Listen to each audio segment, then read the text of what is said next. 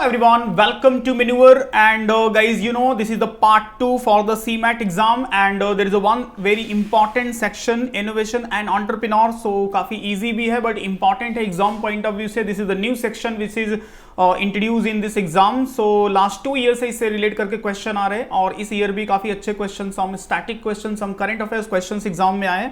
So that's why we started here one series for the CMAT exam and this is the part 2. So part 1 में हमने already discuss किया था innovation, what is the innovation, and in this part we will discuss completely, we will discuss about the entrepreneurship. It means what is the, who is the entrepreneur and what is the entrepreneurship.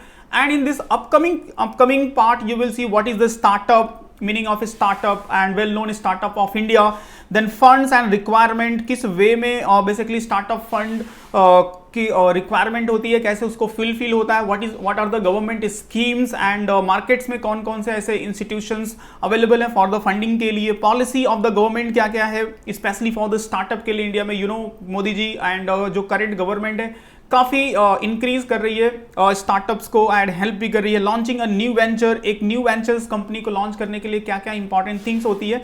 सो ये सारे upcoming part में हम definitely one by one करके cover करेंगे which is a theoretical part as well as after end of this session. And फिर हम discuss करेंगे about the MCQ part जो आपके एग्जाम में उससे रिलेट करके एक एमसीक्यू क्वेश्चन फॉर्म हो सकते हैं.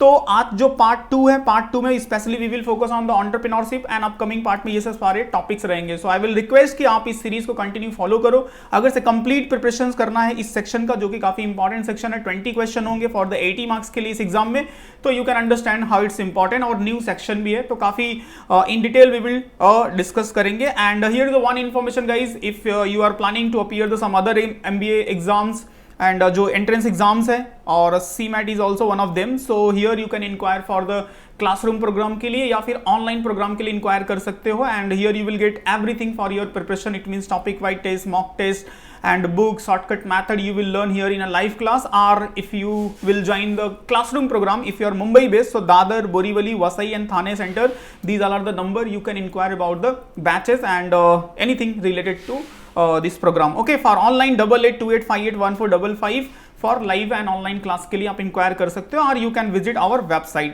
Okay, so now see the what is the entrepreneurship. Basically काफी इंपॉर्टेंट है ये वर्ड, काफी आप सुनते भी रहते हो और एग्जाम के लिए भी इंपॉर्टेंट है. एग्जाम के सेक्शन का ही नाम है innovation and entrepreneur. So what is the entrepreneurship basically. सो देखो यहाँ पे जो डिफिनेशन दिया गया है, इसका जो मेन सेंट्रल आइडिया आप देखोगे तो creation and functioning of a new organization. So basically this is a meaning of entrepreneurship. So here entrepreneurship is the system of operating the business in which opportunities existing within the scope of market are exploited, self employment necessities, that any available opportunities within the economic system should be utilized in the creation of functioning of new organization. So basically this is the definition. और इससे relate करके आप question देखोगे, static question काफी definition based exam में form होते हैं. Potential entrepreneur should show the interest to seek out the investment opportunity in the market.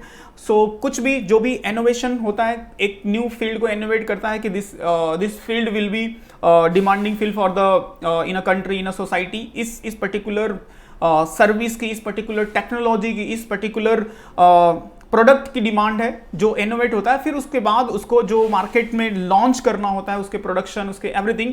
सो वो जो पूरे ऑपरेशंस एंड पूरे टास्क होते हैं, it's done by the entrepreneur. It means एक एंटरप्रेन्योर होता है जो उस इनोवेशन को सोचता है और फिर उसको इंप्लीमेंट करता है. Enterprises successfully based on the identifiable opportunities, thus going through the above responsibility of the entrepreneur, then terms entrepreneurship has been finally defined as a function which cover the multiple functions such as. So what are the basically function of the entrepreneurship. So देखो यहाँ पे building the organization. Okay, so एक organization build करना, it means if anyone want to launch any product, any services, any technology, तो first thing is building the organization. एक organization होना चाहिए. Providing the self employment. Initially तो ऐसा नहीं होगा कि पूरे सारे लोग मिलके मतलब एम्प्लॉय हायर कर सकता है. इनिशियली जो होता है सारी चीजें एक एंटरप्रेन्योर को ही परफॉर्म करनी पड़ती है. तो सेल्फ एम्प्लॉयमेंट के थ्रू एक स्टार्ट कर सकता है. स्टार्टअप नाम ही स्टार्टअप है. Utilization of the available resources. So काफी वेल ऑर्गेनाइज रिसोर्सेज तो नहीं होते किसी भी स्टार्टअप के पास. तो जो भी अवेलेबल रिसोर्सेज हैं उनको यूटिलाइज करना in well mannered. Innovation applied to the novel concept, bringing together the multiple factor of production in intangible manner. Basically ये एक फंक्शन होता है एंटरप्रेन्योरशिप का. Identify the exploiting the business opportunity within the available market. So available market का उसको research होना चाहिए and what will be the demand of the particular जो भी प्रोडक्ट है, जो भी उसने इनोवेट किया है, जो भी उसको लॉन्च करना है। तो ये सब सारे फंक्शन होते हैं एक एंटरप्रेन्योरशिप की, ठीक है। And who is a entrepreneur? So अब एंटरप्रेन्योर कौन है? सो एंटरप्रेन्योर एक पर्सन होता है जो entrepreneur are the business people who can detect and sense the availability of the business opportunity in the given scenario. They will utilize the opportunity to create a new product by employing a new production method in a different market. They will also function in a different way by using the various resources who will give them profit, ठीक है। सो this is basically definition of the entrepreneur. अब entrepreneur कोई एक person भी हो सकता है, individual भी हो सकता है, या फिर अ ग्रुप ऑफ पीपल। आपने देखा होगा कोई स्टार्टअप में 2, 3, 4 पीपल मिलकर कोई स्टार्टअप स्टार्ट करते हैं, तो दे आर एंटरप्रेन्योर। ओके, सो वो इंडिविजुअल भी हो सकते हैं या फिर ग्रुप ऑफ पीपल भी हो सकता है। Next is a type of entrepreneur. Entrepreneurs, कितने टाइप के एंटरप्रेन्योर्स होते हैं? तो देखो यहाँ पे 2 तो सबसे ज्यादा इंपॉर्टेंट है, एक इनोवेटिव होते हैं और एक इमिटेटिंग होते हैं। तो इनोवेटिव इट मींस जो कि new product, new services, new technology को लॉन्च करते हैं R&D करने के बाद। ओके, एकदम से जैसे किसी ने फर्स्ट टाइम मोबाइल को लॉन्च किया होगा तो that is a innovative entrepreneurs आप बोल सकते हो। या फिर किसी ने जैसे अभी आप ओला सर्विस देखते हो तो ओला सर्विस तो कॉपी है from the Uber. So Amazon देख लो, ई कॉमर्स का। तो ये एक न्यू टाइप की सर्विस को इनोवेट करना, इसको इनोवेटिव एंटरप्रेन्योरशिप बोलते हैं। दूसरे होते हैं इमिटेटिंग। इट मींस ये क्या करते हैं? कॉपी करते हैं जो एग्जिस्टिंग मार्केट में चल रहा है उसको कॉपी करते हैं और फिर उसको न्यू एग्जिस्टिंग फीचर कुछ इनहैंस करके न्यू प्रोडक्ट लॉन्च करते हैं। बट वो एक यूनिक आइडिया नहीं होता है, वो कॉपी आइडिया होता है। जैसे फ्लिपकार्ट का बेस्ट एग्जांपल आप ले सकते हो। फ्लिपकार्ट का जो कॉन्सेप्ट है इट्स कॉपी फ्रॉम अमेजॉन, ठीक है। सो इस तरह से होता है। बाकी फैबिन एंटरप्रेन्योर्स होते हैं एंड ड्रोन एंटरप्रेन्योर। इनके बेसिक डिफिनेशन को आपको अंडरस्टैंड करना, इनसे रिलेट करके डिफिनेशन बेस्ड क्वेश्चन आ सकता है। तो innovative entrepreneurs it means this type of the entrepreneur is more interested in introducing some new idea into the market. Okay, so जिसका ब्रीफ मैंने आपको बता ही दिया, ऑर्गेनाइजेशन और in the nation. And second number पे जो आता है imitating entrepreneurs, it means these are often disparagingly referred to as copy cat. मैंने बताया ना, जैसे कॉपी करना, अमेजॉन को कॉपी कर लिया सो फ्लिपकार्ट बन गया, और उबेर को कॉपी किया तो ओला बन गया। इस तरह से कॉपी करना कोई एग्जिस्टिंग इनोवेटिव आइडिया को।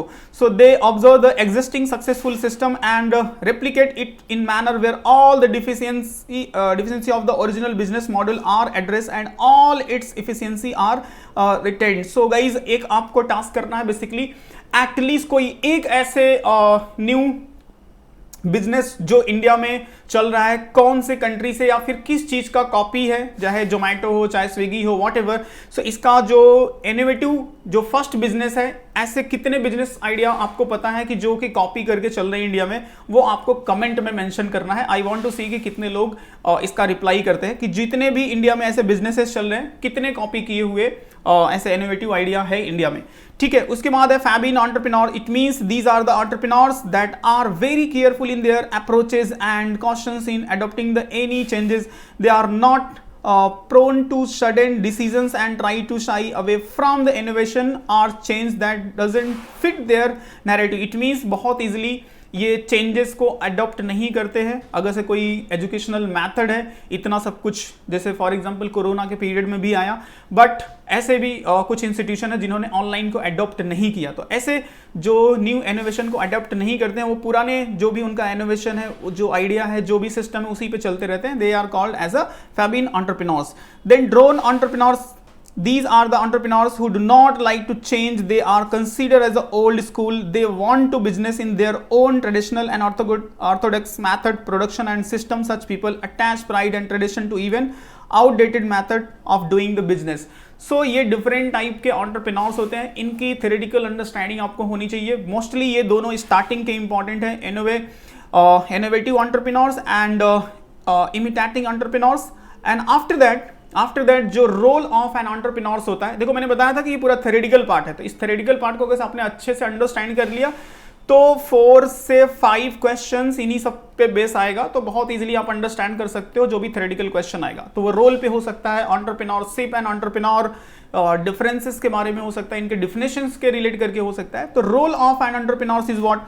Social role of entrepreneur. देखो यहाँ पे 3 पार्ट में मैंने कैटेगराइज किया है जो भी एक वेल बुक है जो एंटरप्रेन्योर इनोवेशन एंड एंटरप्रेन्योरशिप से रिलेट करके उसमें जो भी मेंशन थे उस सारे ब्रीफ एंड इंपॉर्टेंट आपको इजीली समझ में आ जाए, क्योंकि उसमें बहुत इन डिटेल दिया गया था। तो उसमें से फिल्टर करके जो टू द पॉइंट इंफॉर्मेशन होता है वो मैं आप लोगों के लिए लेके आया हूं। सो इजीली आप अंडरस्टैंड कर सकते हो और एग्जाम्स के लिए भी काफी हेल्पफुल है।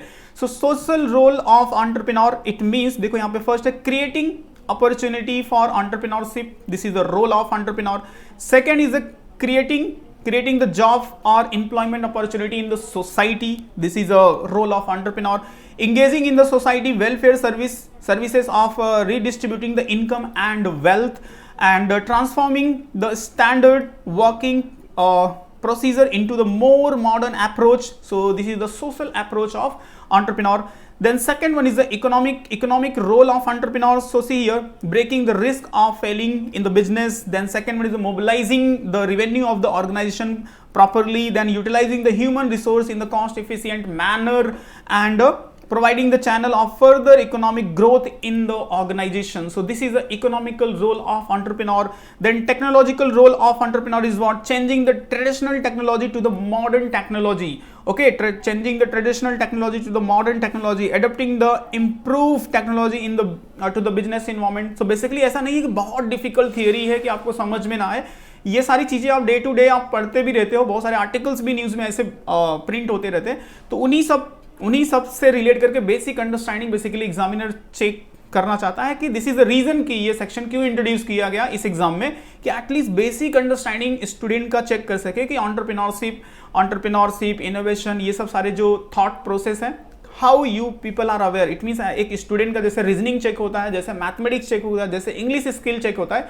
So if you are applying for the any management entrance exam, so how you are aware about this entrepreneurship and जो इनोवेशन है, तो उसी से रिलेट करके ऐसे ही बेसिक क्वेश्चंस आपसे पूछे जाते हैं और ऐसे ही क्वेश्चन आ रहे हैं। अगर आप अभी जो 2023 का पेपर देखो तो बहुत ऐसा डिफिकल्ट पेपर नहीं है, बहुत अच्छे क्वेश्चंस हैं, स्टैटिक भी हैं और सम करंट अफेयर से भी है। Utilization of available technology in the production process, so this is the basic role of entrepreneur. And after that if we will see, so what is the entrepreneurial mindset, एक जो mindset होता है entrepreneur का, वो किस type का mindset होता है। तो this is also the theoretical part, मुझे काफी अच्छा डिफिनेशन लगा तो इसलिए मैंने इसको भी इंक्लूड कर लिया यहाँ पे कि एटलीस्ट आपकी अंडरस्टैंडिंग थोड़ी सी होनी चाहिए।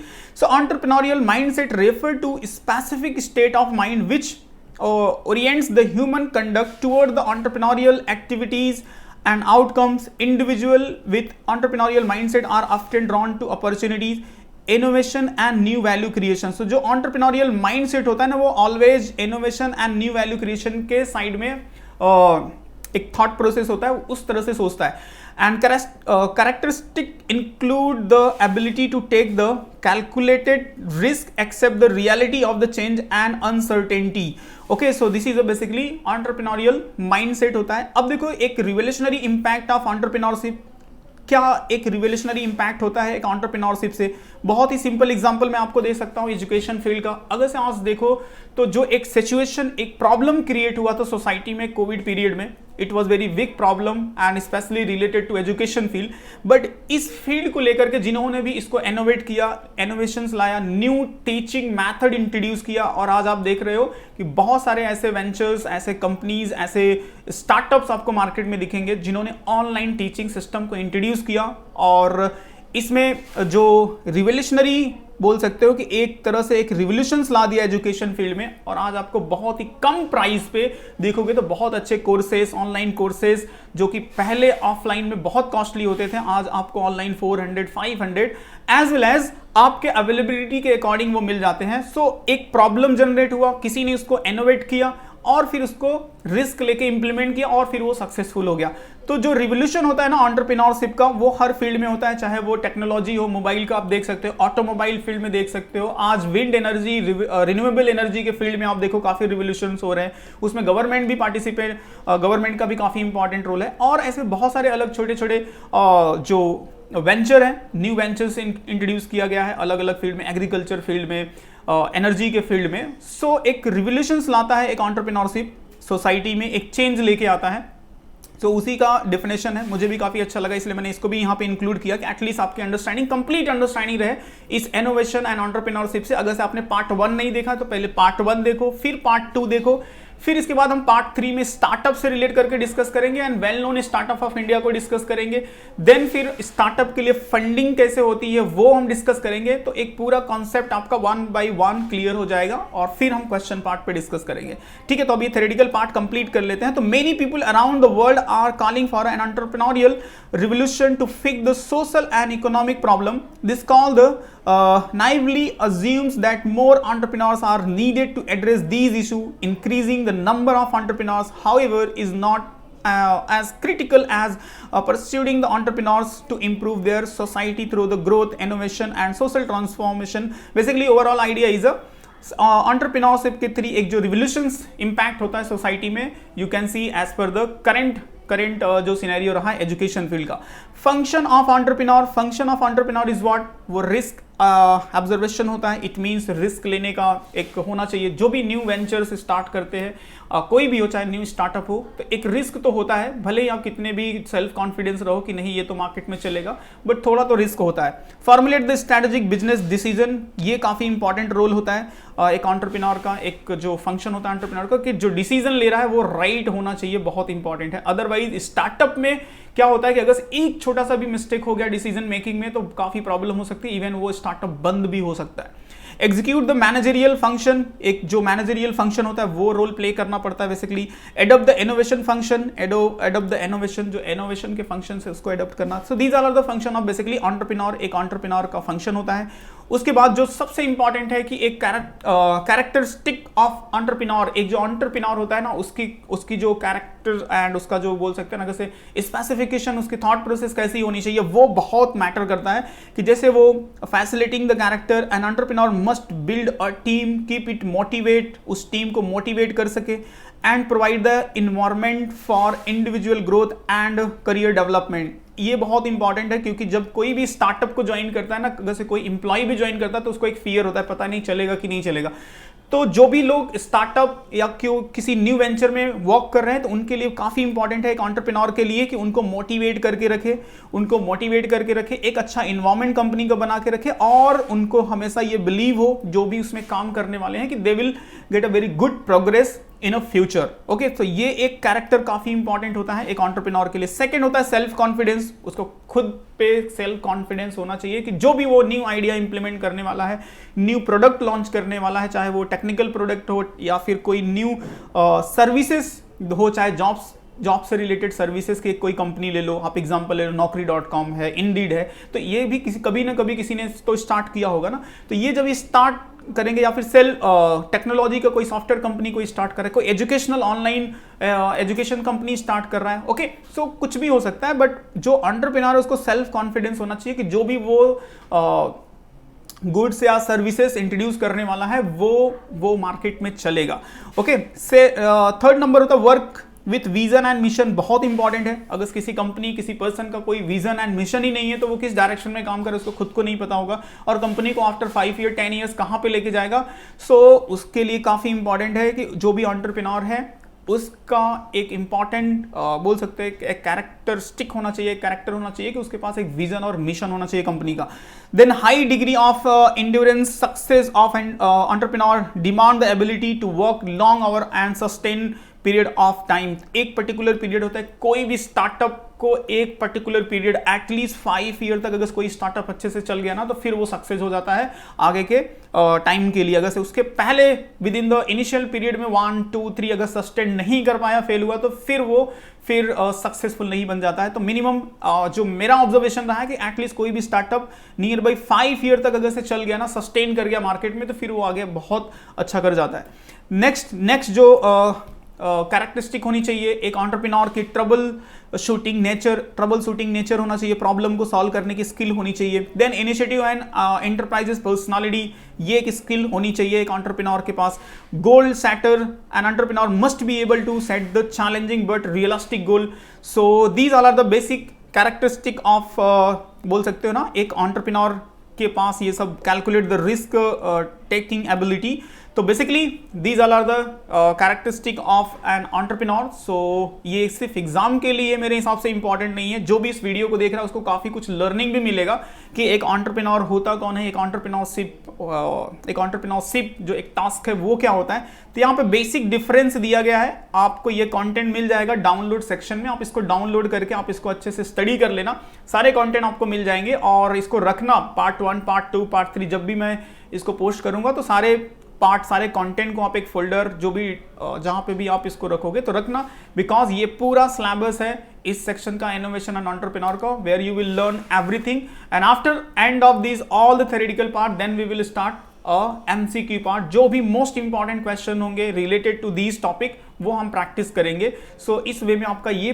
पूरा सेक्शन काफी अच्छे से आप प्रिपेयर कर सकते हो। ओके, सो कंटिन्यू इस सीरीज को फॉलो करना, चैनल को सब्सक्राइब नहीं किया है तो सब्सक्राइब कर लेना, और जो मैंने क्वेश्चन पूछा था उसका आंसर करना है कि इंडिया में ऐसे कितने न्यू वेंचर, ऐसे कंपनी है जो फॉरेन या फिर किसी अदर इनोवेटिव आइडियाज को कॉपी करके चल रहे हैं। ठीक है, तो ये आपको कमेंट में करना है and after that if you have any doubt, any query, any suggestion related to this section या फिर प्रिपरेशन से regarding, so please ask in comment, definitely I will reply and don't forget to follow us on social media where you will get all the updates regarding the exams and for any doubt and query online और offline, Mumbai base हो तो Borivali, Vasai, Dadar and Thane centre पे आप call कर सकते हो। For classroom programme की enquiry के लिए, ऑनलाइन के लिए 8828581455। Okay, so guys if any doubt and query please ask, see you in next part 3। Till the time just revise and practice. जय हिंद।